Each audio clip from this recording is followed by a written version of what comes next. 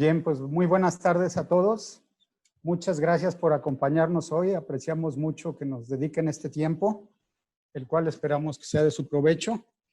Déjenme hablar un poquito, ya me presentó Claudia, mi nombre es José Luis Feregrino, trabajo para la compañía ISK, que es una compañía japonesa. ISK quiere decir Ishihara Sankyo Keisha.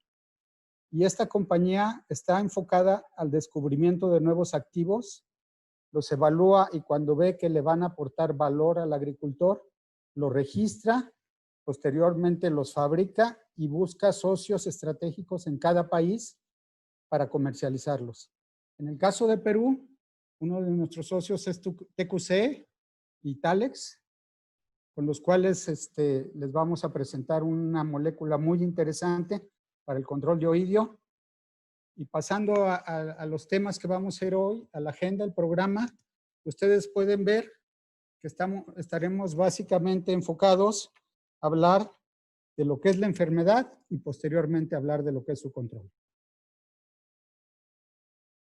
Comenzando con la enfermedad, hice una revisión bibliográfica muy intensa y encontré que lo único que está reportado es la fase asexual del hongo, a lo que se le llama propiamente oidium. La fase sexual no está reportada, y esperamos que así siga porque la fase sexual es muy peligrosa debido a que por la recombinación genética que la fase sexual representa, es fácil que se desarrolle resistencia a los agroquímicos que se estén utilizando. En la fase asexual, también se puede generar esta resistencia, pero es mucho más lento. La enfermedad empieza por micelio que queda inactivo en las yemas de la vid y se activa durante la brotación. Entonces, en cuanto la vid comienza a brotar, la enfermedad también se activa. Sería el punto de partida para la enfermedad. Esto hablando específicamente para países con clima como el de Perú, específicamente como para Perú, porque obviamente en países del norte, en los Estados Unidos, en Francia, en ese tipo de países, hay fase sexual y la activación de la enfermedad es en base a la fase sexual. El oído ha ido evolucionando o también sus condiciones. Aquí tenemos una información de Fernando Riveros que sacó en Chile, en Talca, donde comparó testigos que puso en ensayos sin ninguna aplicación y podemos ver cómo la severidad lleva una tendencia a incrementarse a lo largo de los años, al igual que la incidencia. Si nosotros sacamos el índice de severidad con esta información y lo graficamos, vemos claramente cómo hay una tendencia a incrementarse. Si bien esta información de Chile es de Chile, la realidad es que en Perú debe haber una tendencia muy cercana. ¿Por qué? Porque todos escuchamos continuamente del calentamiento global y esta enfermedad responde directamente a la temperatura. Aquí una mención que hizo Fernando Riveros en su artículo, dice que en el 2015 en Chile pudieron encontrar que había fase sexual, los chasmotecios. Y eso fue en el año que hubo una máxima incidencia. Entonces, existe el riesgo que conforme la incidencia se vaya incrementando o en los años que se incremente mucho, haya fase sexual, con lo que ya mencionábamos, que es un riesgo por la resistencia. Los datos que se requieren para la epidemiología, o sea, para relacionar cuándo se va a venir la enfermedad y con qué intensidad, si vemos la información bibliográfica, dependen básicamente de la temperatura, ya que el rango de humedad relativa que requiere para que haya germinación de conidios e infecciones, si ustedes ven en el punto 4, es de 40 al 100%, o sea, prácticamente todo el tiempo puede haber germinación de conidios en cuanto a la humedad relativa.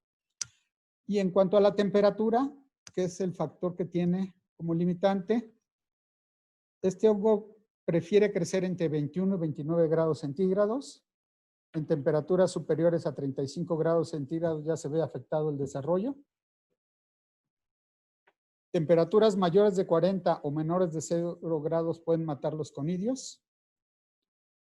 Y aquí abajo vemos una tabla donde en condiciones de laboratorio a temperaturas constantes de 8 grados centígrados, el número de días para que ocurra una generación es de 25. Entonces la presión de la enfermedad no está en alta porque las generaciones van ocurriendo con mucha lentitud. Pero en contraste, veamos cuando las temperaturas están a 23, 26 y 30 grados, el número de días requeridos para que ocurra una generación es bastante reducido, 5 o 6 días. Bajo esas condiciones, la enfermedad es una grave amenaza para nuestra vida. La Universidad de California desarrolló un índice de riesgo para ir evaluando qué tan fuerte puede ser el ataque de la enfermedad o qué tan agresiva va a estar. Lo que hace este índice de riesgos es que en base a temperatura va dando puntaje. Entonces, cuando en un día hay 6 horas o más en forma continua, con 21 grados centígrados y 29 grados centígrados, entre esas dos temperaturas, se suman 20 puntos al índice de riesgo. El cero inicial es en la brotación, porque ya decíamos que las cifas se activan con la brotación de las llamas de la vid. Si en un día hay menos de 6 horas continuas, con 21 grados centígrados, volvemos al cero y volvemos a comenzar la puntuación. Pero si llegamos a 60 puntos, eso quiere decir 3 días con temperaturas continuas entre 21 y 29 grados centígrados, comienza la epidemia, hay que comenzar aplicaciones y a partir de eso el puntaje cambia un poco, ya que otra vez se agregan 20 puntos con temperaturas continuas si duran más de 6 horas entre 20 y 21, pero si se tienen menos de 6 horas entre 20 y 21, ya no regresamos a cero, sino que solamente restamos 10 puntos. Si la temperatura máxima alcanza más de 35 grados centígrados por más de 15 minutos, se restan 10 puntos. Este índice de riesgo siempre se maneja en una escala de 0 a 100. Eso quiere decir que no podemos tener más de 120 puntos ni menos de 0, ¿verdad? No son negativos. ¿Y esto de qué nos sirve hacer este conteo de puntos de índice de riesgo? Existen tablas. La publicación original de la Universidad de California, en estas tablas da la frecuencia de aplicaciones. Sin embargo, yo lo estuve analizando a conciencia para las condiciones de Perú. Yo no me atrevería a dar esas recomendaciones porque las aplicaciones son demasiado espaciadas y no están considerando ni la susceptibilidad fenológica ni la susceptibilidad varietal. Entonces, recorté esa columna donde se daba la frecuencia de aplicación. Definitivamente yo nunca me comprometería a dar esas frecuencias que en la tabla están de 7 a 21 días. Pero lo que sí les podemos dar de información con ese puntaje es que si el puntaje está de 0 a 30, la presión de la enfermedad es baja y simplemente tenemos presencia del patógeno. Pero si el puntaje está entre 30 y 50, la presión ya es media y se está reproduciendo cada 15 días. O sea, todavía no está tan fuerte la presión, pero ya hay que estar considerando aplicaciones, digamos, cada 15 días. Cuando el puntaje está ya mayor de 60 puntos, la presión de la enfermedad es muy alta y la enfermedad se está reproduciendo cada 5 días. Hay una tesis de la Universidad de La Molina de este muchacho Abanato que estudió esto y sacó sus propias conclusiones. Yo tomé información de él. Otras publicaciones nos indican que los estadios de preflor y floración es donde se determina el éxito o fracaso de un programa de control. Hay que tener en cuenta que esta enfermedad se debe de prevenir y no de curar. Cuando llega la enfermedad a la flor, el daño está hecho y la uva ya no va a tener la sanidad que estamos buscando. Otro punto importante, si bien la máxima susceptibilidad está siendo en estos dos estadios que estoy mencionando, preflor y floración, hay que procurar llegar a estos estadios con la menor cantidad de hoja infectada para de esta forma tener la menor presión de inóculo hacia la flor. Otro punto importante, después de la susceptibilidad fenológica, está la susceptibilidad varietal. Tradicionalmente, las variedades Crimson y Superior han sido las consideradas más susceptibles. Pero entre las nuevas variedades, la ARRA15 es la que presenta aún más susceptibilidad que las dos anteriores.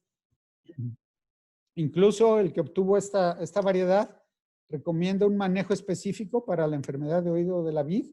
Y aquí cabe tomar en cuenta que recomienda evitar el uso de fungicidas que tengan una formulación en emulsión concentrada. Otro punto importante, hay variedades más susceptibles, pero cuando el ambiente es muy favorable, cualquier variedad, la menos susceptible, va a sufrir daños muy severos. O sea, no nos podemos confiar de que si se tiene una variedad susceptible no va a haber problema con la enfermedad. En condiciones de presión hay que tener un buen manejo también de las variedades menos susceptibles. Esto nos dice que dependemos del control químico para tener controles cercanos al 100%. Pasando al control químico, los 5 principales grupos para el control de esta enfermedad son los que menciono aquí, en base a la clasificación del Comité de Acción para la Resistencia a Fungicidas. El grupo 50 tiene únicamente 2 ingredientes activos. El grupo 7 tiene más de 20 activos. El grupo 3 tiene más de 35 ingredientes activos. El grupo 11 más de 20 ingredientes activos. Entonces, con la cantidad de aplicaciones que bajo las condiciones de Perú es necesario hacer, va a ser necesario que utilicen estos 5 grupos, rotándolos para evitar resistencia. Ahora les quiero hablar más del grupo 50, porque es un grupo que debe de estar dentro de su programa y es importante conocerlo. Este grupo se conoce como disruptor de lactina. Lactina es una proteína globular que forma unos microfilamentos que, para que nos hagamos una idea cómo funciona, hace las veces como de una varilla y es lo que le da estructura a la célula, a su citoesqueleto, que es la forma de la célula. La actina le da esa estructura, la sostiene. Y además da soporte para los organelos e interviene en los fenómenos de transporte, tráfico y división celular.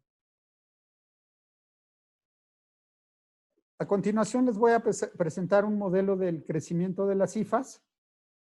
La hifa, si ustedes recuerdan, es la estructura del hongo que va penetrando el tejido, en este caso de la vid, ya sea de la hoja o del fruto, lo va penetrando y tiene una punta de crecimiento que es una punta dura para poder penetrar el tejido vegetal, y la actina está representada por estas rayas que serían como unas varillas de color gris que le va dando consistencia a la punta de la hifa para que pueda penetrar la hoja o el fruto de la vid, las uvas. Y al ir creciendo, la actina sigue estando dando en la punta para darle consistencia. Una vez que crece, el resto de los organelos lo van siguiendo para que la célula de la hifa vaya tomando su forma, vaya creciendo. A continuación, esta imagen representa una imagen fluorescente donde la fluorescencia que ven ustedes de color verde en el lado izquierdo donde dice testigo, esos puntos verdes representan lo que es la actina, y esto es una forma normal de crecimiento de la hifa de un testigo sin aplicación. Si pasamos a la imagen de la derecha donde se aplicó Property, que es uno de los 2 fungicidas del grupo 50 del Comité de Acción de Resistencia a Fungicidas, ustedes lo que pueden ver es que hubo un desorden en lo que fue la actina, perdiendo consistencia de la punta, vaciándose todas las estructuras de la célula, o sea, se rompió la punta de la hifa, se rompe la célula y se vacía todo el citoplasma de la célula. Eso es lo que se ve en esta imagen. Entonces, por falta de consistencia, la hifa no puede cumplir su función de penetración y se rompe.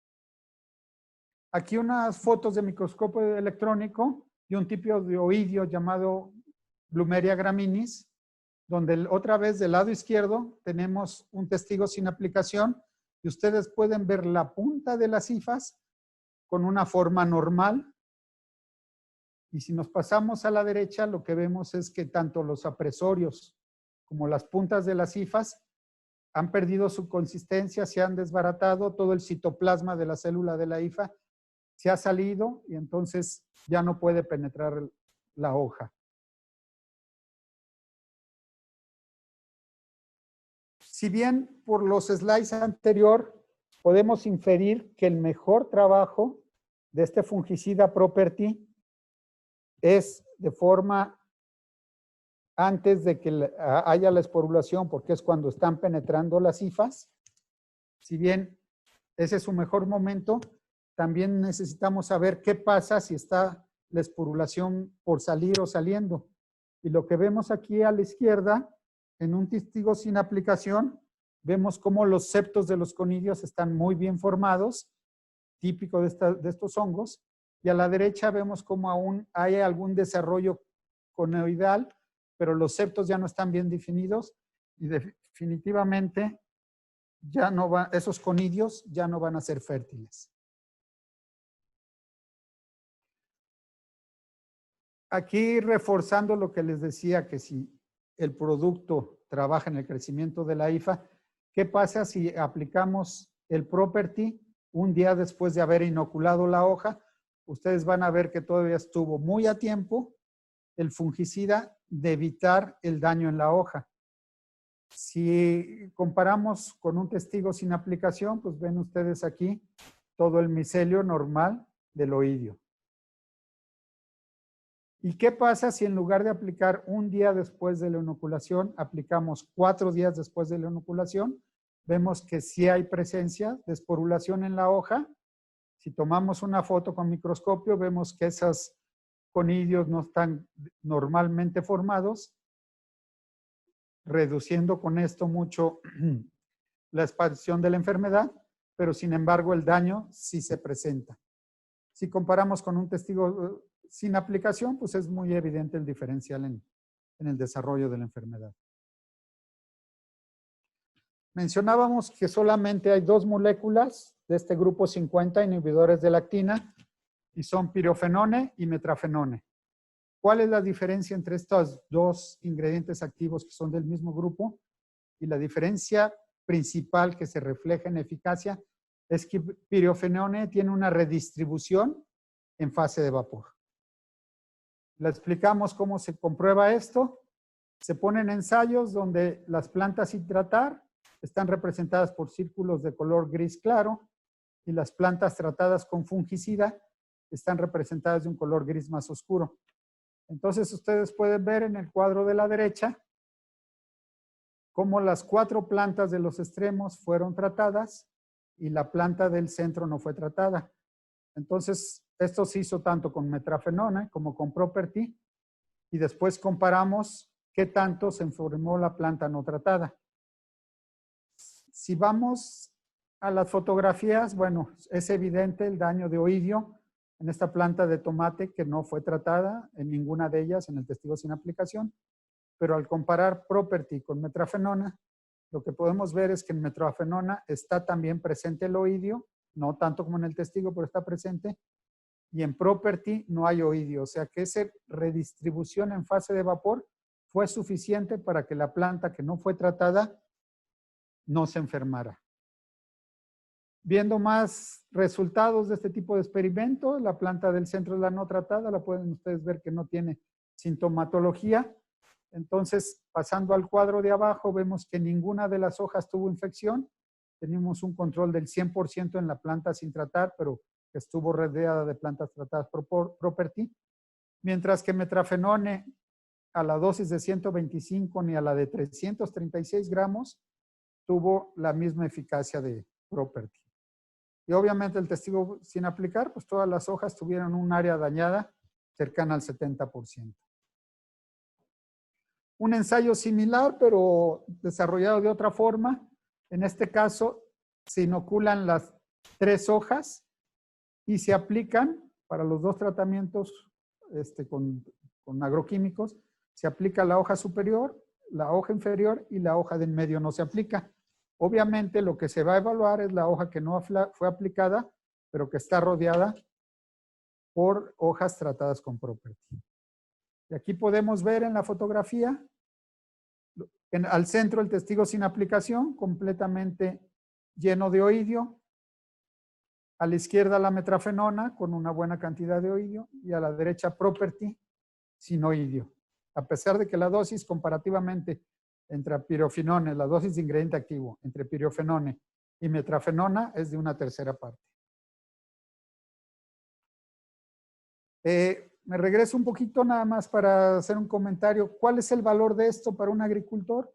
Nosotros sabemos que en las aplicaciones debemos buscar una cobertura del 100%, pero también sabemos que a nivel campo eso no siempre es posible, debido principalmente a porque hay sombreado de la aplicación de una hoja hacia otra. Es decir, si la aplicación viene a la hoja que está más expuesta, puede ser que parte de esa aplicación no le caiga a la siguiente hoja. Entonces, esa redistribución en fase de vapor nos ayuda para esos errores que son inevitables en algunas ocasiones en la aplicación. Con lo cual, quiero ser muy claro, no quiero decir que no busquemos la máxima cobertura, sino que cuando no es posible, estamos protegidos. Aquí, este slide se refiere a cómo inhibe los síntomas de expansión al ser tratado con pirofenone. Esto depende mucho de en qué momento se hace la aplicación. Sin embargo, vemos que el síntoma de enfermedad es mínimo. Tenemos un 95% de control o de no presencia de sintomatología de la enfermedad contra un testigo sin aplicación. ¿Y qué pasa cuando le estoy yo recomendando todo este tiempo que las aplicaciones sean preventivas? Y esa es la mejor manera de utilizarlo. Pero ¿qué pasa cuando aplicamos y ya hay presencia del micelio? Aquí podemos ver en esta foto el micelio no desaparece, el daño ya está porque se aplicó tarde. Sin embargo, ese micelio no está activo, no sigue así, la epidemia de la enfermedad es detenida porque está deteniendo la cantidad de micelio que va a otras partes de la planta, comparado con un micelio activo que se ve aquí completamente sano, un tejido algodonoso. No lo recomendamos curativo, pero tiene su efecto si se aplica tarde. Ayuda.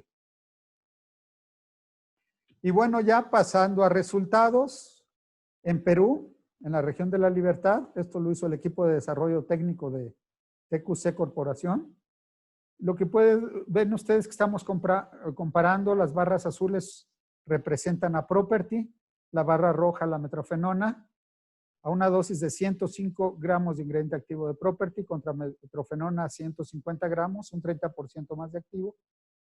Y lo que podemos ver es que en promedio entre las diferentes evaluaciones hay una eficacia entre 10 y 5% superior en el caso de Property contra metrofenona. Aquí en La Libertad también podemos luego inferir en base al nivel de eficacia, 90, 80, 70% en 7 días, que había una presión altísima donde se instaló este ensayo. Después de la segunda aplicación ya hay un poco de ingrediente activo acumulado de la hoja y entonces la eficacia es un poco mayor. Me faltó explicar 2 DDA, quiere decir 2 días después de la aplicación, 4 días después de la aplicación, 7 DDA, 7 días después de la aplicación, 2 DD2A, 2 días después de la segunda aplicación y así consecutivamente. Otro trabajo en la región de Ica. Aquí tomen en cuenta que la escala va de 80 a 96%, es una escala bastante amplia y de todas formas podemos ver que Property a 350 mililitros por hectárea o 105 gramos de activo tiene una eficacia superior a 3. A 7 días, aquí está en el 88% de eficacia, a los 7 días todavía bastante buena.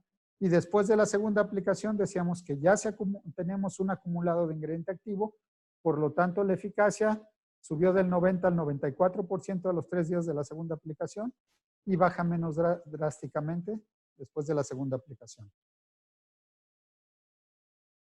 Una parcela demostrativa también en la región de Ica, esto fue en el año 2018, también por el equipo de desarrollo técnico de TQC, y podemos ver cómo el porcentaje de eficacia de Property en diferentes variedades de vid, todas son Italia, pero rosada, negra y blanca, En todas ellas tenemos una mejor eficacia con Property con respecto a su competidor del mismo modo de acción.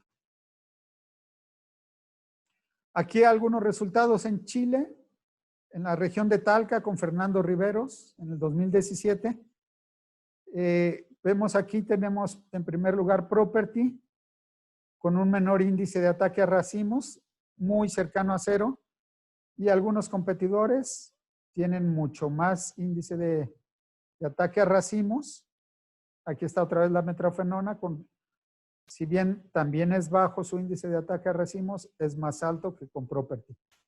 Este TSA es el testigo sin aplicación, llegó a 22% de índice de ataque de racimos en la variedad Pedro Jiménez, en la variedad Moscatel llegó a 61% y en la Chardonnay a 49%.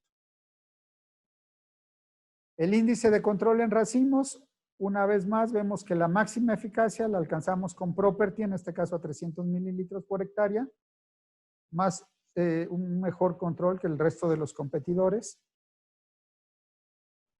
Y el porcentaje de racimos enfermos con Property vimos que estuvo muy cercano a 0.03, algo por el estilo.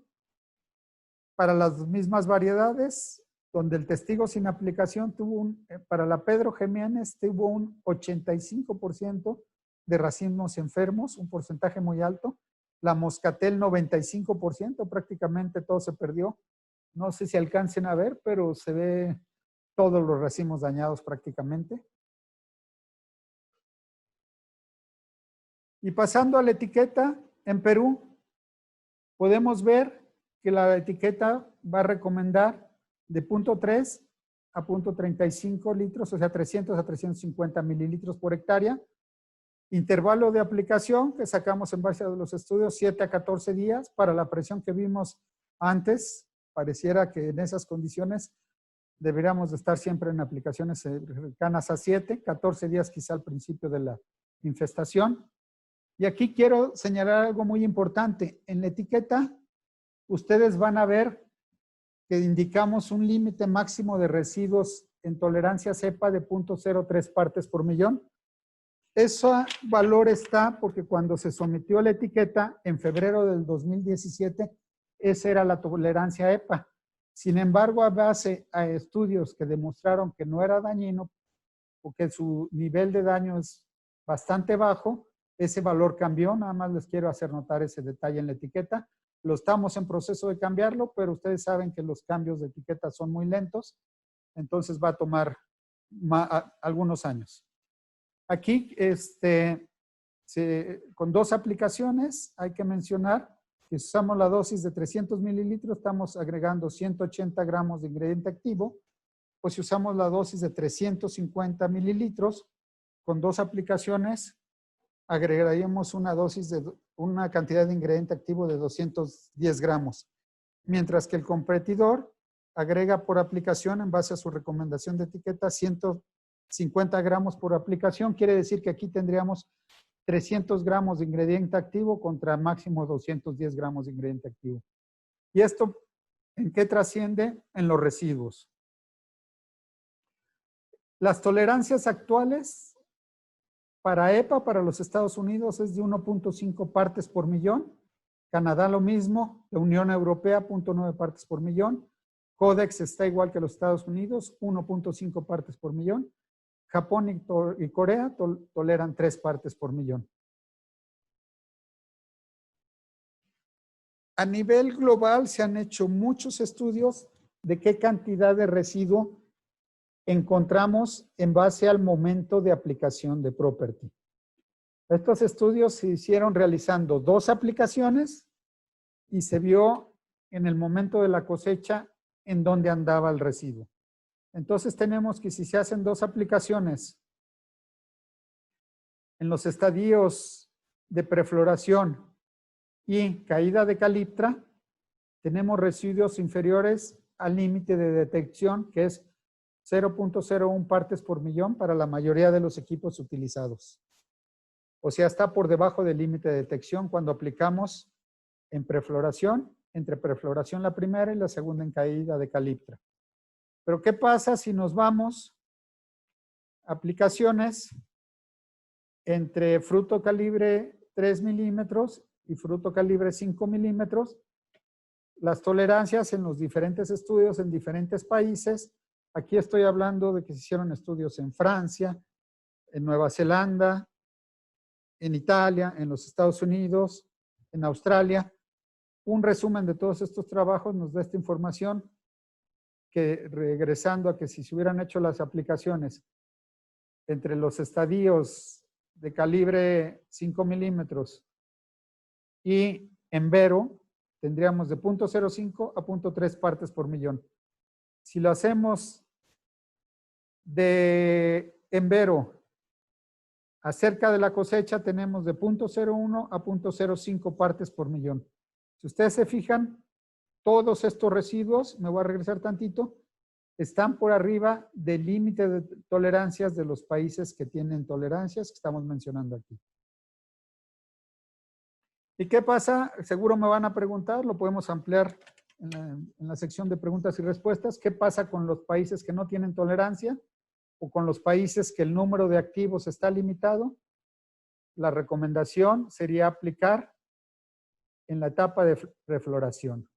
Que si ustedes recuerdan, el segundo slide decía que las aplicaciones más importantes están coincidiendo con la etapa de prefloración y floración. Entonces, si nosotros aplicamos en el momento un producto con la máxima eficacia como es Property y en un momento de prefloración y floración es cuando más beneficio le van a hacer a sus uvas, vamos a tener residuos por debajo del límite de detección. Les mencionaba que esos estudios de residuos se hicieron en una cantidad de países, algunos de los principales países productores de uva, pero también en Perú se hicieron estudios, 2 estudios, uno en la localidad de Piura y otro en la localidad de Ica, por parte del doctor Javier Vázquez, y él nos comentaba que esos estudios los hizo tipo GLP a nivel tesis doctorado, o sea, un estudio cuidando al máximo cualquier detalle para tener la información lo más confiable posible. Aquí, ¿qué tipo de aplicador utilizó? De chorro de aire. En Piura usó un rociador hidroneumático, las variedades que utilizó. Y vayamos a los resultados. En el caso del primer ensayo en Piura, lo que podemos ver es que inmediatamente después de la aplicación los residuos estaban en 0.045 partes por millón. Pero para los 14 días después de la aplicación ya habían caído a 0.054 partes por millón. Y a los 45 días después de la aplicación, los residuos ya estaban en no detectables.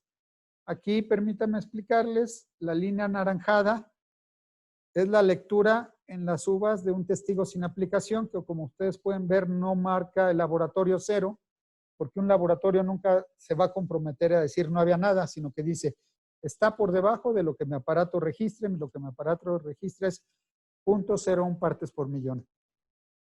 Entonces llegamos al mismo nivel que el testigo a los 45 días de la aplicación en Piura. Y esto es después de 2 aplicaciones, a fin de floración y en un fruto de 3 milímetros. Pasemos al siguiente trabajo, donde se hicieron 2 aplicaciones, pero un poco más tarde. La primera aplicación se usó en fruto de 3 milímetros, la segunda aplicación en fruto de 5 milímetros, y vemos que inmediatamente después de estas 2 aplicaciones, los residuos estaban en 4.7 partes por millón. Sin embargo, caen rápidamente, a los 14 días estábamos en 0.28 partes por millón, y nos vamos acercando al límite de detección para llegar entre los 60 y los 90 días al límite de detección. Podemos entrar a la sesión de preguntas y respuestas por si tienen algún comentario. José Luis, muchas gracias por la presentación, súper clara, directa, muy interesante. Ya Gonzalo y Rafael tienen las preguntas seleccionadas para poder ir haciéndolas. Si es que alguien tiene una pregunta que no envió hasta el momento, las pueden seguir enviando por el botón de preguntas y respuestas o por el chat.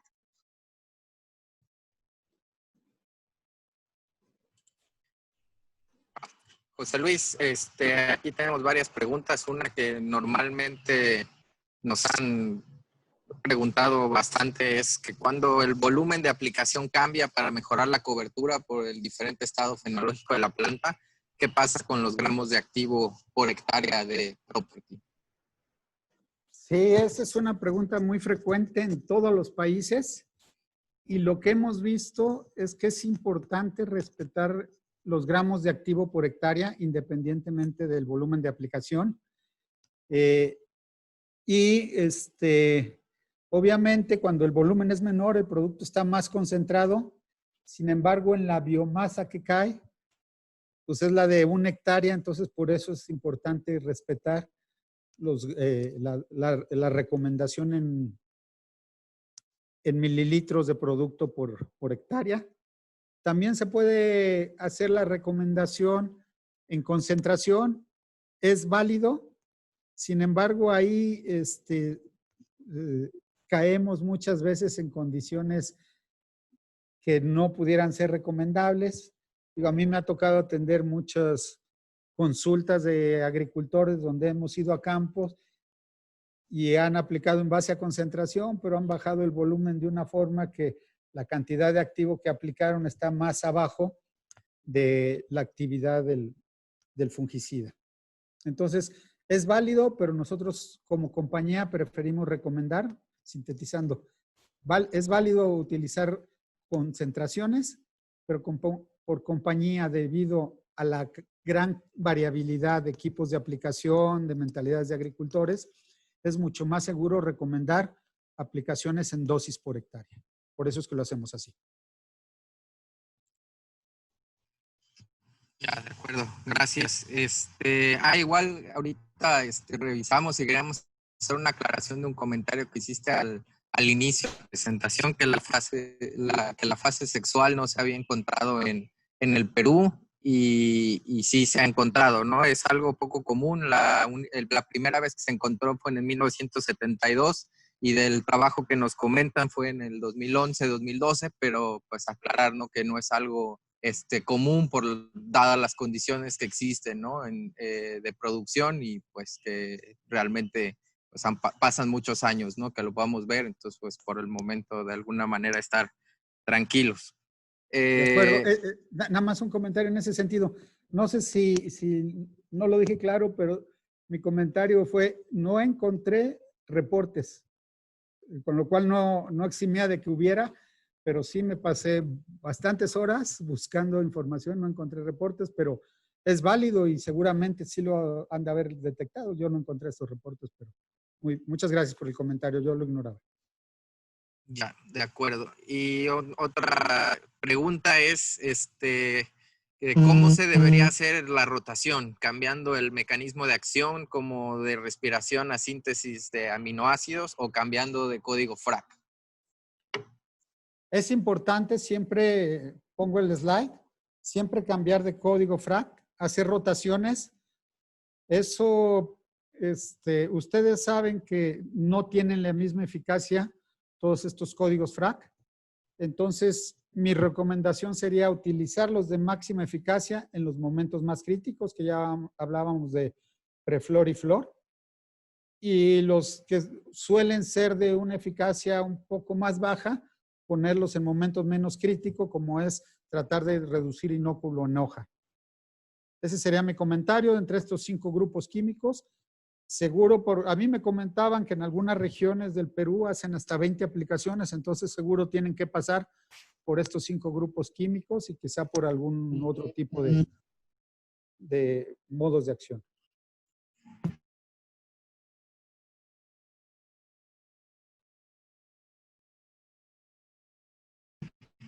Ya, relevante, pues probablemente no podemos recomendar abiertamente, pero es de que si nuestro producto es válido para oidium en otros cultivos como mango y arándano.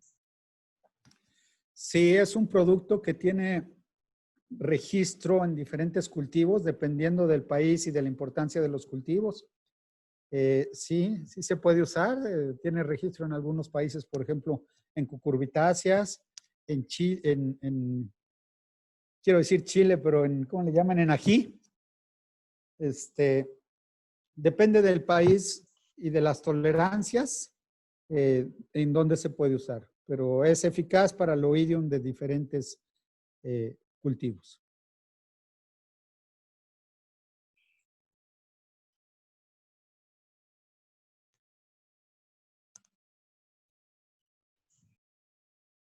Ya.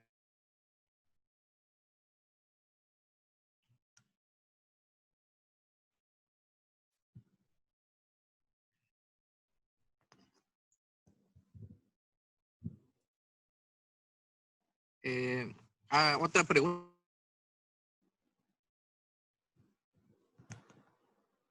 No te escucho, Rafael.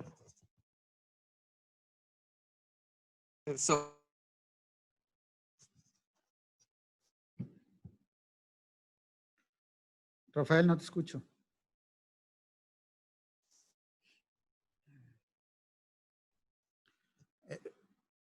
Voy a dejar de compartir para ver si puedo escuchar, porque no estoy escuchando. No, al parecer es un problema de conexión de Rafael. Ah, ok. Sí.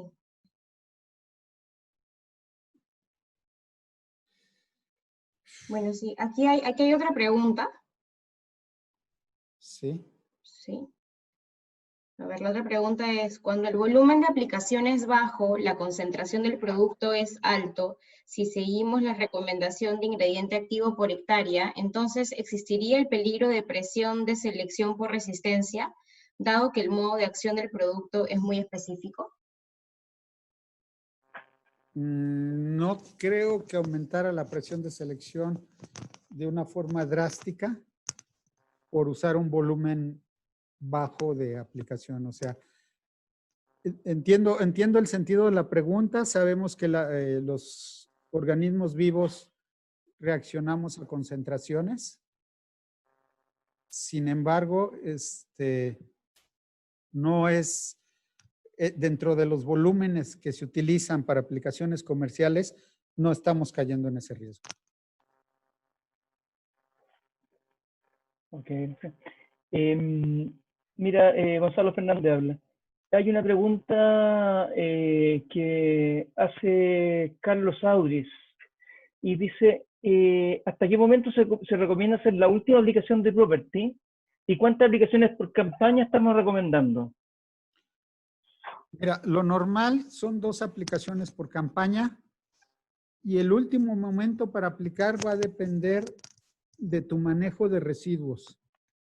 Si tú vas a exportar a un país con tolerancias y no te importa la cantidad de residuos, sí sería factible recomendar al fin de temporada, unos días antes de la cosecha. Pero si te importa la cantidad de residuos o te importa ir con el mínimo de residuos, la recomendación sería aplicar prefloración y floración, nada más.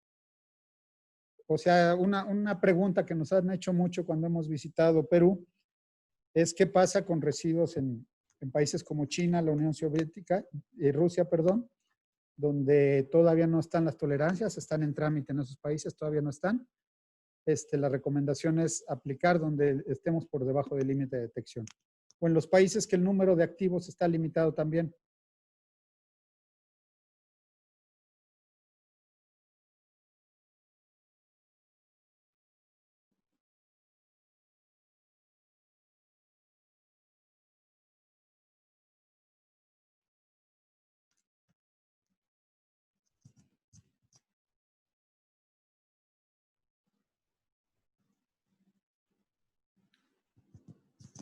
Mira, aquí hay una pregunta bastante general, no mucho que ver directamente con Property, pero hay Pedro Silva está preguntando, ¿qué opina usted de aplicaciones de azufre en suspensión y polvo seco para controlar oidium? Mira, te tengo que ser honesto, yo no he manejado ese tipo de formulaciones. Entonces, no te puedo dar una respuesta satisfactoria porque no he manejado esas formulaciones.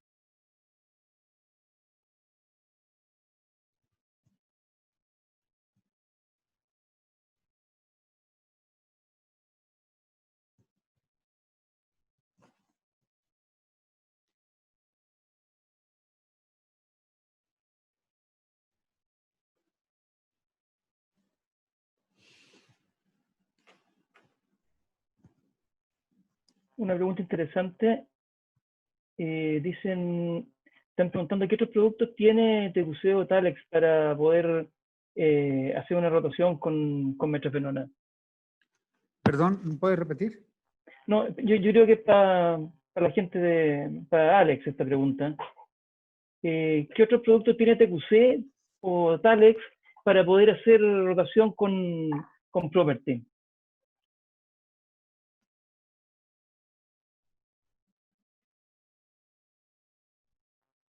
Alex.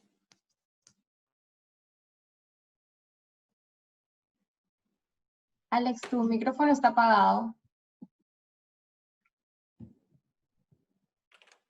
Sí, buenas noches. Sí, te escucho, Gonzalo.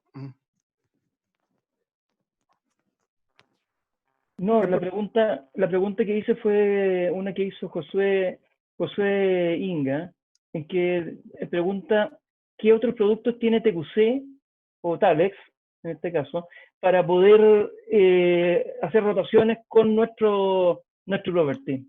No, de hecho que sí, como grupo TQC, para responder la pregunta, ¿no? Como grupo TQC tenemos todo un portafolio de productos, ¿no? Tenemos el grupo de los triazoles, tenemos azocistrobin, ¿no? Pero algo interesante, tenemos una buena paleta, porque recuerda que en las zonas de ICA tranquilamente se pueden manejar entre 20 aplicaciones en promedio, hasta un poco más probablemente. Eso va a depender mucho de las condiciones climáticas, ¿no? Sobre todo se podría incrementar más aún cuando son otras variedades que podrían ser muy susceptibles, ¿no? Es importante en la gráfica que muestras, de hecho que sí, ¿no? O sea, tienes grupos de triazoles, que también como TQC tenemos marcas también, tenemos estelulinas también, que también tenemos como empresa. Pero sin embargo, algo importante hay que resaltar es el grado de rotación que tiene este producto, ¿no? Por el diferente mecanismo de acción que tiene, ¿no? Según la FRAC, como indicaste, José Luis. Entonces, encaja bien dentro de una estrategia de rotación con triazoles, con azocistrubinas, que son diferentes mecanismos de acción, y obviamente esto como disruptor de la actina, básicamente, que está en el grupo 50 de la FRAC. Algo como para poder complementar. De hecho que sí, tenemos TQC, tiene toda una paleta de productos que lo podemos, al interno se los puedo mencionar al que preguntó, hizo la pregunta. Gracias. José Luis, aquí hay una pregunta muy interesante de Javier Alvarado. Y pregunta, en el caso, por ejemplo, en ICA, en que apliquen en floración o valla, o en estado de valla, por las bajas temperaturas de ICA, podría haber un problema con la degradación del ingrediente activo de Property, o viceversa, o lo contrario, en zonas muy calientes, como Piura, ¿podría pasar lo mismo? ¿O lo contrario? A ver, ¿qué, perdón? ¿Qué problema? Está preguntando concretamente cómo se comporta la estabilidad del ingrediente activo en temperaturas extremas. Sí, mira, se han hecho pruebas en lugares extremos, como es el mismo Perú y como en los Estados Unidos, y no ha habido ninguna disminución en la eficacia a causa de las temperaturas normales de manejo, sí, extremas, pero dentro de lo que es normal, ¿no? O sea, no vas a aplicar cuando hay una helada, porque ni el hongo está vivo, pero bajo condiciones normales de manejo no ha habido ningún problema, aún dentro de las temperaturas extremas. Yo alcancé a ver una pregunta que se me hizo muy importante responder, y decía la pregunta que si se puede rotar con metrafenona, y la respuesta es no. Es el único ingrediente activo con el cual no se debe de rotar. José Luis. Sí. José Luis, ¿me escuchas? Sí. Mira, no sé si podrías complementar un poco el tema de justamente, por ahí vi una pregunta que era el tema de la carencia que decía en etiquetas 0, ¿no? Entonces, ¿podrías explayarte un poquito más en ese tema? ¿Por qué esa razón y en base a la curva de disipación que se hizo con el doctor Javier Vázquez, tanto en Piura y en ICA, ¿no? Como para poder un poquito tener un poco más claro, ¿no? Y el porqué del posicionamiento básicamente que debería ser en prefloración, floración máximo cuajado. Por favor. De acuerdo. Sí, gracias por la pregunta, está muy interesante. Voy a poner este slide para explicar lo que está diciendo Alex. La razón de por qué ponemos un periodo de carencia muy reducido es porque nosotros tenemos que hacer la recomendación en base a las tolerancias de donde existen. Entonces, si nosotros fuéramos a exportar a los Estados Unidos, eso nos da un periodo de carencia de 0 días porque tendríamos un límite de residuos de 1.5 partes por millón. Y si regresamos a este slide, vemos que aún aplicando en uvas maduras para cosecha, que es este estadio 89, tenemos menos de ese 1.5 partes por millón. Esa es la razón por la cual en la etiqueta tenemos 0 días de periodo de carencia, porque es en base a lo que tenemos de tolerancias en los países donde existen. Ahora bien, si nos vamos a la aplicación en perfloración y floración, vemos que además de ser el punto más crítico para el control del oidio, también es el punto donde estamos por debajo del límite de tolerancias. Entonces, yo le veo el doble de beneficio de proteger con un producto de alta eficacia el momento de mayor susceptibilidad y segundo beneficio, no arrojar residuos. Aunque fueran las uvas para los Estados Unidos, es más recomendable no tener residuo detectable a que estemos por debajo del límite, pero con residuos. Digo, eso en general para cualquier producto es una recomendación que hasta donde sea posible es bueno llevar a cabo. Ok. A ver, otra. Perdón, disculpa, Gonzalo.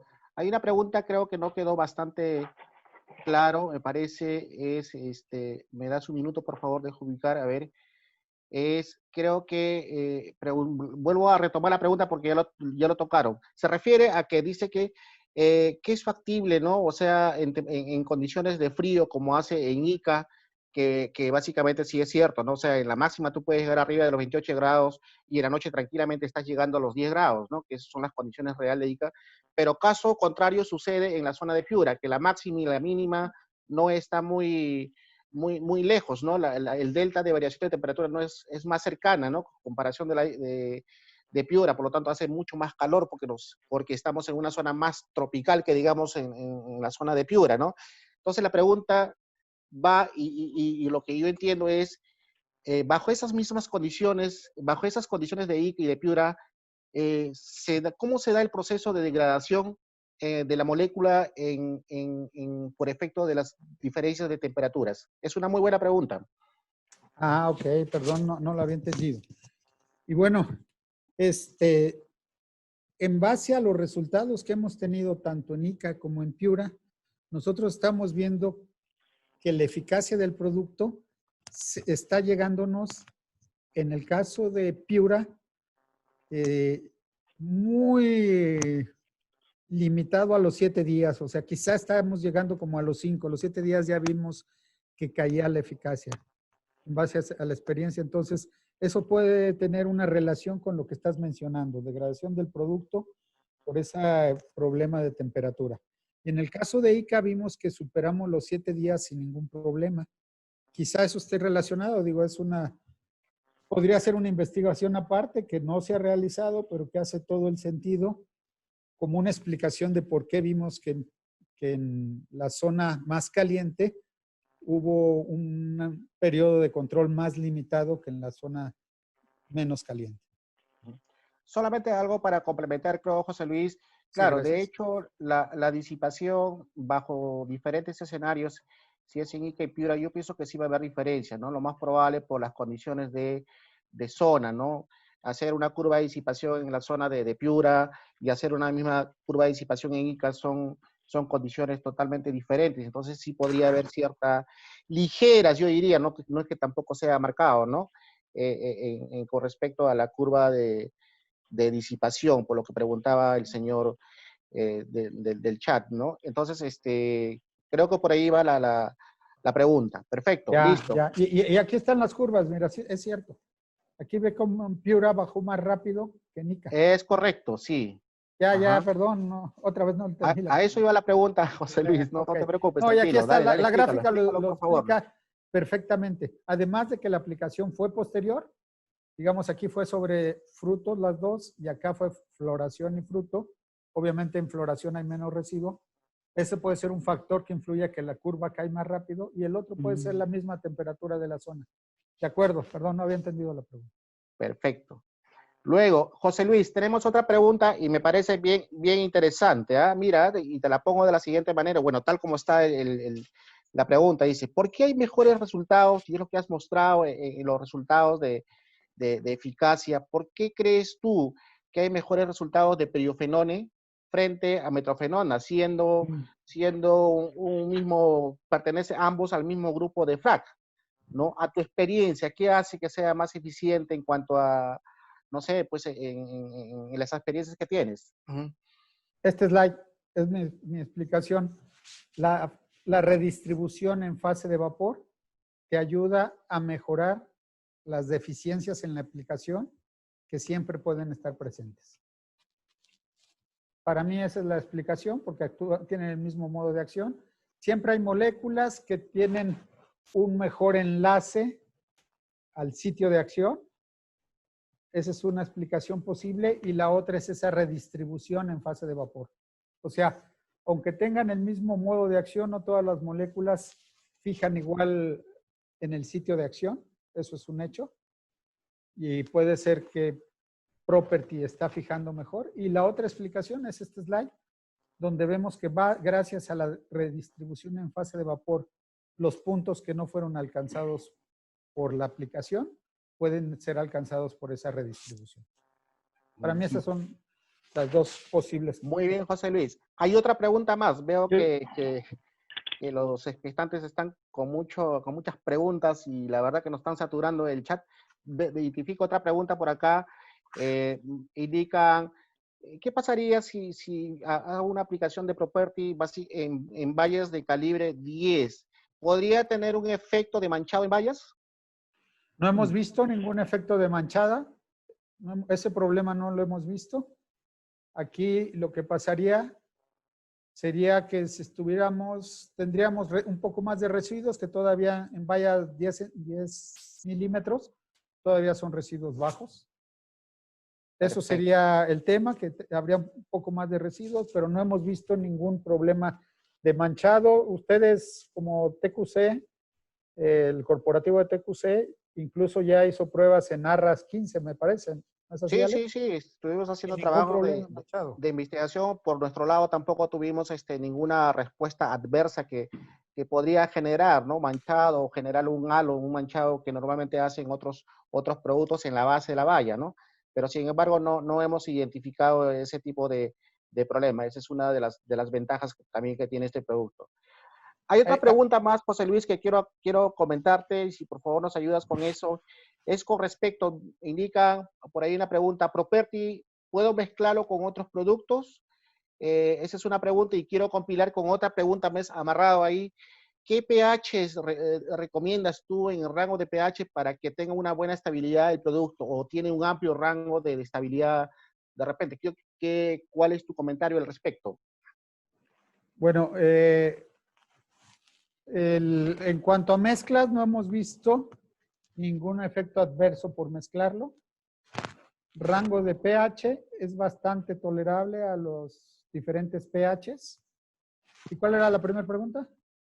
Era con respecto al tema de si lo podría mezclar con otros productos, porque de repente probablemente, déjame terminar por favor, José Luis, porque de repente es probable que el productor aplica el producto, ¿no? Si pirofenol, pero muchas veces está aplicando con otros productos, de repente no sé, algún foliar, de repente un aminoácido, ¿no? Que en el momento lo necesita, probablemente si es más adelante en crecimiento de valla de 10, probablemente esté con una citoquinina. Quieren saber si es que hay algún tipo de una reacción adversa que hayas tenido en tu experiencia. No hemos identificado ninguna reacción adversa por mezclarlo. Aquí cabe mencionar que en cuanto a fertilizantes foliares hay una cantidad enorme de marcas y de concentrados, no los hemos evaluado todos desde luego, se evaluaron mezclas con algunos de ellos sin que hubiera problema. Sí, definitivamente es tan amplia la cantidad que pues habría que hacer pruebas previas, pero no anticipamos que haya ningún problema porque no lo hemos visto en una gran cantidad de ensayos. Listo. Bien, por ahí tenemos otras preguntas. Sí, aquí hay una pregunta interesante referente a si se puede usar a los surfactantes. Aquí directamente pregunta Jorge Moreira si es que lo puede aplicar con un surfactante siliconado. Pero bueno, puede haber otro surfactante que tú recomiendas, José Luis. Sí, mira, de hecho, en general lo recomendamos con surfactantes. En el caso de Perú no es así porque no hemos visto el beneficio de utilizar el surfactante. En algunas otras regiones sí se ha visto beneficio, precisamente con siliconados, que ayuda a la penetración, pero en general sí se recomienda. O sea, es favorable. Sin embargo, en las pruebas que hicimos, en el caso de BID Perú, también Chile, no vimos beneficio, por eso es que no lo estamos mencionando. También quiero mencionar que su formulación es suspensión concentrada. Eso ayuda a que no tenga problemas de ningún tipo de fitotoxicidad o de manchados. José Luis, hay un par de preguntas que también me parece interesante. Pregunta por ahí, ¿qué opinas o cómo es la estabilidad del producto probablemente frente a las radiaciones ultravioletas? O sea, a la intensidad básicamente, perdón, lumínica, bueno, bajo condiciones un poco de altitud, ¿no? Tú sabes que no es lo mismo Piura que en Ica y en Arequipa, que también hacen una zona productora de uva, ¿no? Entonces es probable que al sur tenga mayor intensidad lumínica. ¿Tienes algún dato que pueda reforzar, o sea, pueda crear una inconsistencia en el producto o es tan estable bajo diferentes condiciones? La información que hemos desarrollado, no hemos visto problemas de estabilidad. O sea, bajo las diferentes condiciones, diferentes países, diferentes zonas, no hemos encontrado problema de inestabilidad relacionado con eso, ¿no? Con radiación o temperaturas. Perfecto. Listo. No sé si, Claudia, tenemos más preguntas en el chat. Alexis, te envié una, dice qué diferencia existe entre el modo de acción de Property con el modo de acción de los benzimidazoles. Benzimidazoles, sí. Déjame venir para acá.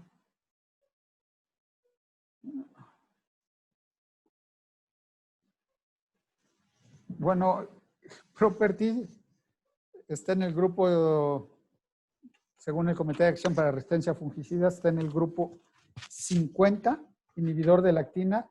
Solamente comparte con otro ingrediente activo que ya lo hemos mencionado, ese modo de acción.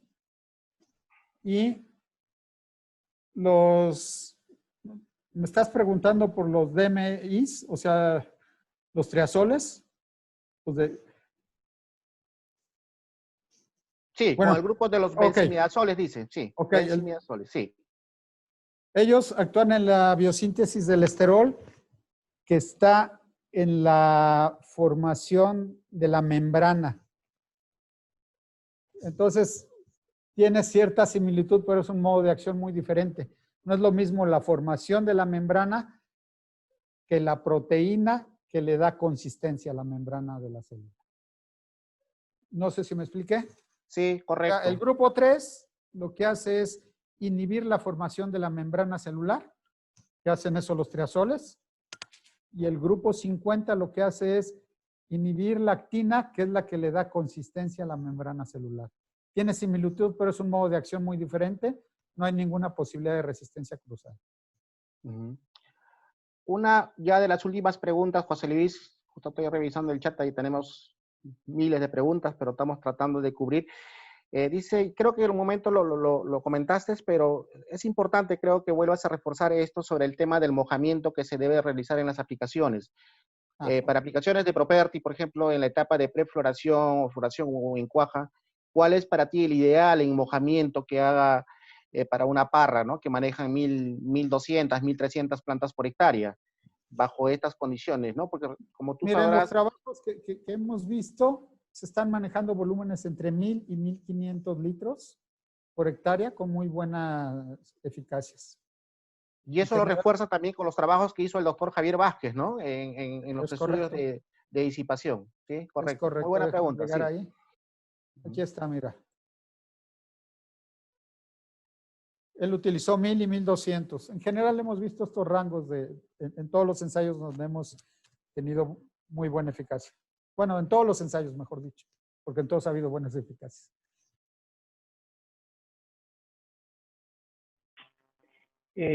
José Luis, aquí hay otra pregunta que me parece interesante aclarar.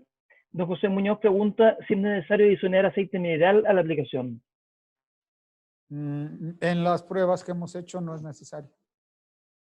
O sea, no hemos visto que mejore la eficacia al adicionar algún tipo de ayudantes, ya sea como los aceites minerales, un penetrante o no siliconados, no hemos visto que mejore la eficacia. Entonces, en general, en otros países, más bien recomiendan los siliconados que los aceites minerales, pero en las pruebas que hicimos en esta zona del sur del continente no había beneficio tampoco prejuicio, ¿no? O sea, no perjudicaba, pero tampoco beneficiaba el meter algún tipo de adyuvante. Entonces, si lo quieren meter por otro producto en la mezcla, no hay problema, pero no vimos beneficio de meterlo. Hablando de Ok. Property específicamente. Listo. Claudia, creo que estamos. Perfecto. Sí, bueno, aquí hay una última pregunta que creo que podríamos enlazar con esta última respuesta que diste, A ver. José Luis. Dice, ¿el property pierde su efectividad si lo mezclo con otros productos? Buena pregunta, sí. No hemos visto eso. Todas las mezclas que hemos realizado, hemos visto que funciona igual solo que en mezcla. No hemos visto que pierde efectividad. Es Sí, una muy podrían buena, mezclar con producto para otro tipo de enfermedades o para insectos. sí, No hemos visto que se reduzca la efectividad en es ninguno una de muy esos. buena pregunta, José Luis. Solamente para complementar, justo en esa etapa que estamos posicionando el caso de Property, normalmente muchas veces si tienen problemas de trips, hacen aplicaciones dirigidas a racimos, ¿no? O al igual que también hacen también aplicaciones para el tema de botitis, ¿no? Que usan otros tipos de productos. Lo más probable es que podrían coincidir en las aplicaciones. Por lo que veo, la pregunta va por ahí, ¿no? Si es que podríamos mezclar con otros tipos de productos, José Luis. Es correcto. En las pruebas que hemos hecho no ha habido incompatibilidad de que baje la eficacia de Property, tampoco de los acompañantes, ni tampoco que eso cause algún tipo de fitotoxicidad.